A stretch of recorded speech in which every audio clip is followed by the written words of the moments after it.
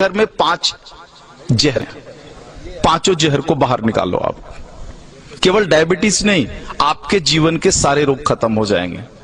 रसोई घर को जो बिगाड़ा है इन लोगों ने, 5 जहर रसोई घर में प्रवेश करा करके बिगाड़ा है।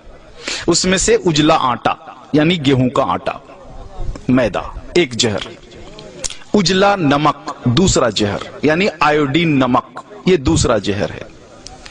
तो गेहूं छोड़ा तो कहां जाना है? बाजरी, जवारी, मकई, मड़ुआ के पास जाना है, जौ के पास जाना है। उजला नमक अगर छोड़ना है तो कहां जाना है? सेंधा नमक पर जाना है, काला नमक पर जाना है, आपके यहां के सांभर झील के नमक पर जाना है। यह शुद्ध नमक है। तो दूसरा जहर हुआ। तीसरा जो जहर इन्होंने डाला है चीनी। चीनी का पिंड छोड़ो, चीनी बंद कर दो। चीनी की जगह जितनी इच्छा है उतना गुड़ खाओ, भूरा खाओ, खांड खाओ। ये डायबिटीज की अच्छी दवा है। गुड़ डायबिटीज की अच्छी दवाओं में से एक है। हमारे यहां जितने डायबिटीज के मरीजों की चिकित्सा होती है ना, सबको लिख के देता हूं प्रिस्क्रिप्शन पैड पर, प्रतिदिन गुड़ खाओ। हाँ, रसगुल्ला खाने का मन है जरूर खाओ, गुड़ वाला खाओ। जिलेबी खाने का मन है जरूर खाओ, गुड़ वाली जिलेबी खाओ। बालूशाही खाने का मन है, गुड़ वाली खा लो। जितना मीठा खाने का मन है खाओ, गुड़ वाली खा लो। तो तीसरा जो जहर है वो आपका चीनी है। हाँ। और जो चौथा जहर है वो है रिफाइन। हाँ, इस रिफाइन को बाहर निकालो। ये तेल नहीं है। आर्थराइटिक्स भी सबसे ज्यादा राजस्थान के लोगों को है। आर्थराइटिक्स, घुटने का दर्द, कमर का दर्द, माताओं को तो है ही, 100% राजस्थानी माताओं को है ये। कारण आपने इस शरीर को तेल और घी तो दिया नहीं, तेल के नाम पर रिफाइन दिया और घी के नाम पर बटर ऑयल दिया।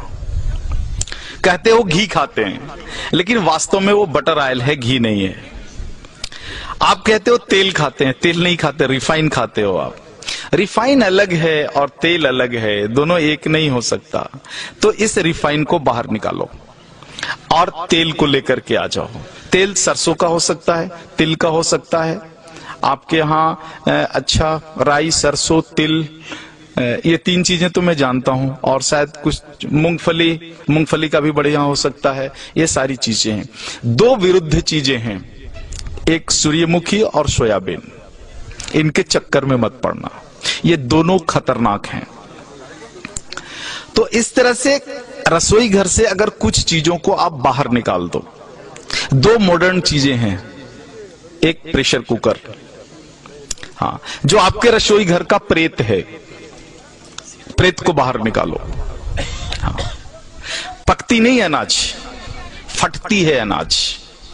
दाल फटता है उसमें, पकता नहीं है। नीचे से ताप और ऊपर से प्रेशर, तुअर का दाल फट जाता है, पकता नहीं है। पकेगा तो मिट्टी की हांडी में धीरे धीरे, सने सने, धीमी आंच पर ही पकेगा। तुअर का पौधा जितने दिन तक मिट्टी में खड़ा रहता है, उसी हिसाब से समय लेगा हांडी में पकने के लिए। जल्दी कैसे पका लोगे आप? नहीं पका सकते। वो मिट्टी में 10 महीने तक खड़ा रहा है तो 10 मिनट तो लेगा ना चूल्हे पर पकने में। आप फटाफट 2 मिनट में पका लोगे, पकता नहीं, फट जाता है। अनाज को, फटा हुआ अनाज खाओगे तो गड़बड़ तो होगी ही, पका हुआ अनाज खाओ। प्रेशर कुकर में कोई भी अनाज नहीं पकता, केवल फटता है। तो इस प्रेत को बाहर निकाल दो। और दूसरा प्रेत तो कम है, जो है फ्रिज।